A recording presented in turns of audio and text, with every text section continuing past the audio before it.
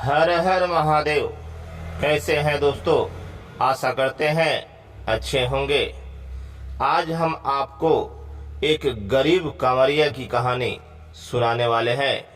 दोस्तों, सावन में हम हर एक व्यक्ति चाहते हैं कि भगवान भोलेनाथ को जल अर्पित करें और उनकी भक्ति करें, उनको कांवर लेके जाएं और फिर उनका दर्शन करें।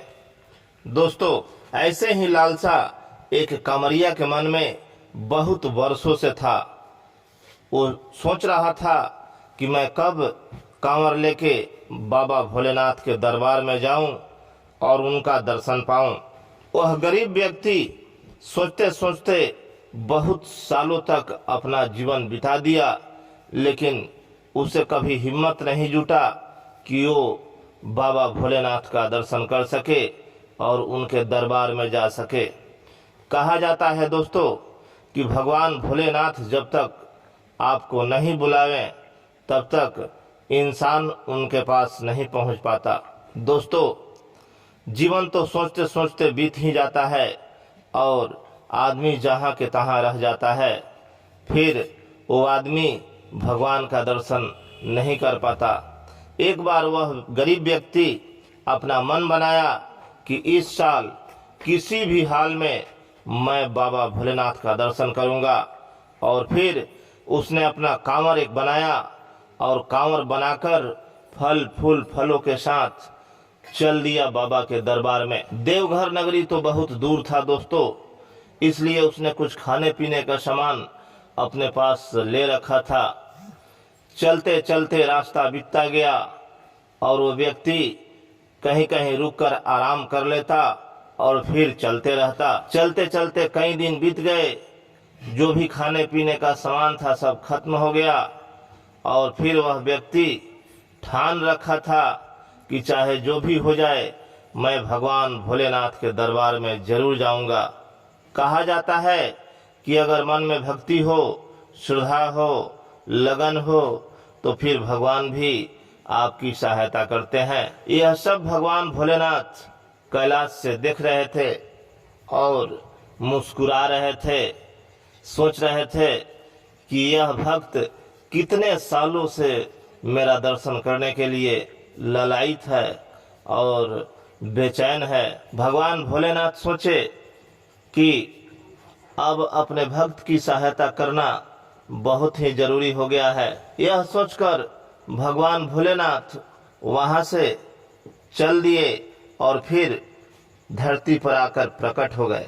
वह व्यक्ति चलते चलते चलते ही जा रहा था और मन में सोच रहा था कि मैं तो अकेले हूँ।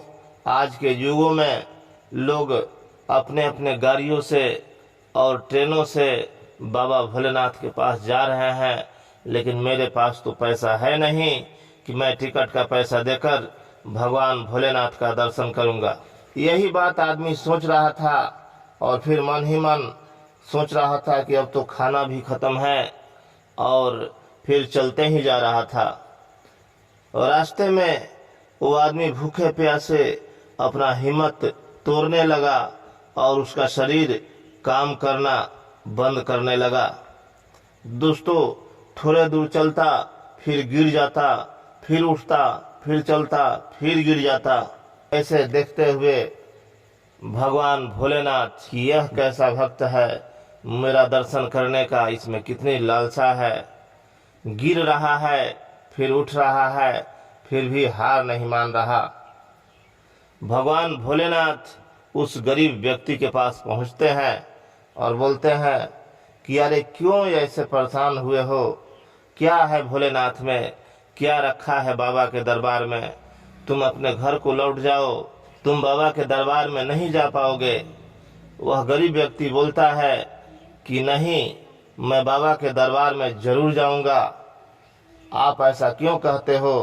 तो भोलेनाथ बोले कि देखो, तुम भगवान भोलेनाथ के दरबार में तभी जा सकते हो जब भगवान भोलेनाथ का ओम नमः शिवाय का जाप करोगे। फिर उस गरीब व्यक्ति ने ओम नमः शिवाय बोलना शुरू किया और उसे क्या पता कि भगवान भोलेनाथ ही मेरे साथ है। भगवान भोलेनाथ एक साधारण व्यक्ति का रूप धारण किए हुए थे। रास्ता बीतता गया और फिर भगवान भोलेनाथ बोले कि चलो मैं भी भगवान भोलेनाथ के दरबार में जाना, मैं भी भोलेनाथ के दरबार में जा रहा हूँ, तुम्हारे साथ मैं भी जल अर्पित करूँगा। और भगवान भोलेनाथ उस गरीब व्यक्ति के साथ चलते रहे। सुल्तानगंज पहुंचकर दोनों ने जल भरा और फिर उस गरीब व्यक्ति के साथ भगवान भोलेनाथ अपने दरबार को चल दिए। चलते चलते रास्ते में वह गरीब व्यक्ति बहुत ही थक गया और उसका शरीर काम नहीं कर रहा था। फिर भगवान भोलेनाथ ने उसके बदन पर हाथ फेरा और बोला कि अरे पगले, अब तो बाबा नगरिया सामने दिखाई दे रहा है, क्यों हारे थके तुम ऐसे बैठ जा रहे हो, हिम्मत बनाओ और चलते रहो। फिर कांवर लेकर उस गरीब व्यक्ति ने चलना शुरू किया और चलते चलते भगवान भोलेनाथ के दरबार में पहुंच जाता है। दोस्तों, भगवान भोलेनाथ के दरबार में पहुंचकर गरीब व्यक्ति ने जल ढारा और अपना सारा दुख भगवान भोलेनाथ को सुनाया।